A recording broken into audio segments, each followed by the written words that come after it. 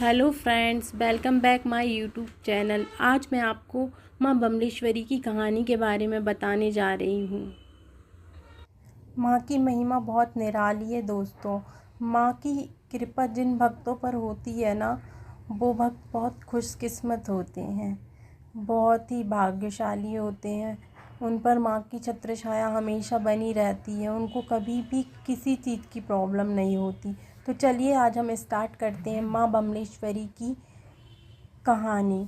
और अगर इसी तरह की टॉपिक्स और आपके पास हो जिनमें कहानी माँ की आपको सुनना है, जिन भी माँ की, तो उसके लिए आप मेरे कमेंट बॉक्स पे ज़रूर कमेंट करें ताकि मैं आपके सामने माँ की नई कहानी पेश कर सकूं। तो चलिए हम माँ बमलेश्वरी की कहानी के बारे में जानते हैं। स्टार्ट करते हैं हम अब आगे की कहानी माँ बमलेश्वरी की।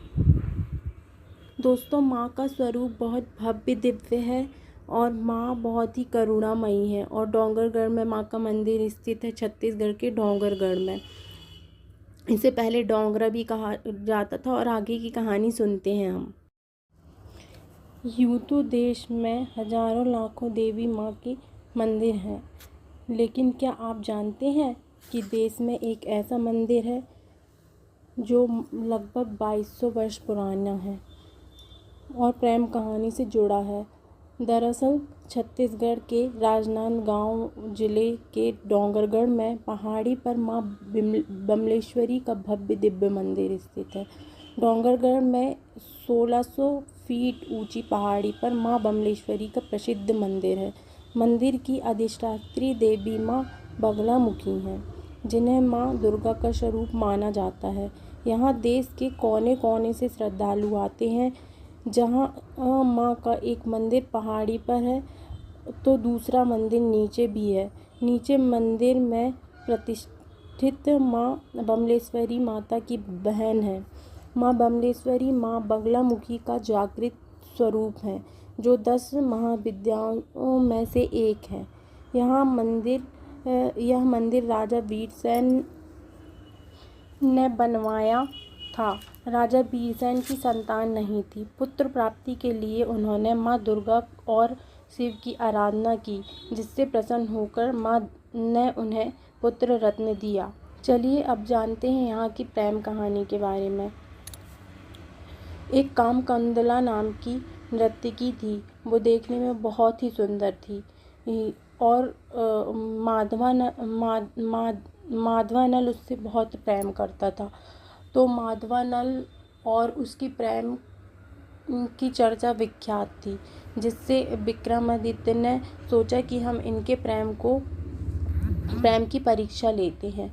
प्रेम की परीक्षा लेने के लिए उन्होंने कामकंदला से कहा कि माधवानल की मृत्यु हो गई है। झूठी खबर दिया, जिसके कारण कामकंदला ने पहाड़ी से कूदकर अपनी जान दे दी। तो जब यह बात माधवानल को पता चली तो उसने भी अपने प्राण त्याग दिए और इससे विक्रमादित्य को बहुत दुख हुआ। तो वह भी अपनी पहाड़ी से बगलामुखी की आराधना करने लगे और पहाड़ी से कूदने का प्रयत्न कर रहे थे। इतने में माँ बगलामुखी ने पहाड़ी में अपना जागृत रूप उन्हें दिखाया। तो और रोकने की कोशिश की तो वह रुक गया। और तब विक्रमादित्य ने माँ से कहा कि माँ, आप इस पहाड़ी पे अपने जागृत रूप में ही सदा स्थित रहें। तब से माँ बमलेश्वरी पहाड़ी पर, डोंगरगढ़ की पहाड़ी पर माँ बगलामुखी के जागृत रूप में स्थित है। तो दोस्तों, माँ ऐसे ही अपने जागृत रूप में अपने भक्तों की हर मनोकामना पूरी करती हैं। आप भी वहाँ ज़रूर जाएं और माँ से अपनी मनोकामना ज़रूर मांगें।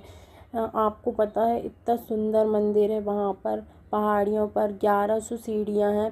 1100 सीढ़ियों से चढ़कर हमें माँ के दर्शन के लिए जाना पड़ता है।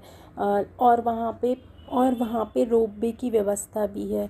जो सीढ़ियाँ नहीं चढ़ सकते, जिनको पैरों में दिक्कत है, जो बीमार रहते हैं या फिर बच्चे हैं, कोई भी रोपवे की मदद से भी माँ के दर्शन करने जा सकता है। तो भक्तों और दोस्तों, आप ज़रूर माँ के दर्शन करने के लिए जाएं और अपनी मनोकामना माँ से मांग कर देखें, माँ ज़रूर पूरी करेंगी। जो माता रानी के सच्चे भक्त होते हैं ना, वो माँ का अनुभव उनको प्राप्त होता है।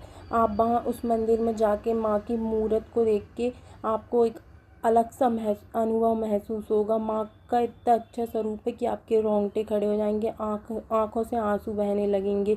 माँ का स्वरूप ही इतना प्यारा, करुणामयी, ममतामयी सा है। आप ज़रूर जाएं और अपनी मनोकामना मांगें, माँ आपकी मनोकामना अवश्य पूर्ण करेंगी।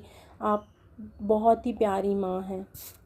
माँ वहाँ साक्षात रूप में रहती हैं।